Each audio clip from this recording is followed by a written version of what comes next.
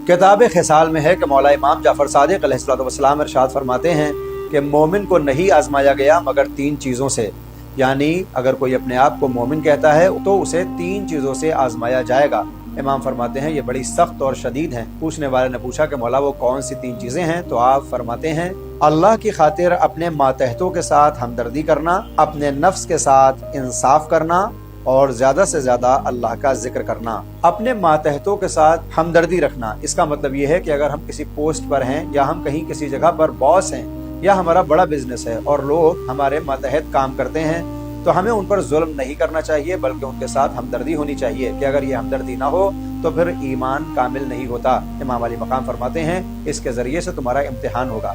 इमाम अली मकाम ने इसी हदीस में इरशाद फरमाया कि जो जिक्र का मामला है तो इसका मतलब ये हरगिज नहीं कि सिर्फ जबान से सुबहान अल्लाह है वल्हम्दुलिल्लाह है वला इलाहा इल्लल्लाह वल्लाहु अकबर कह दिया जाए, बल्कि जिक्र का मतलब यह है कि जब कोई हलाल चीज उसके सामने आए तो वो अल्लाह का शुक्र करे और अल्लाह को याद करे, और इसी तरह से जब हराम ग़िज़ा उसके सामने लाई जाए तो फिर वो अल्लाह को याद करे और इससे इज्तनाब यानी दूरी बनाए रखे। मालूम यह हुआ कि जिक्र का मतलब सिर्फ ज़बान से पढ़ना नहीं बल्कि अल्लाह को हमेशा हाजिर व नाज़िर जानना है।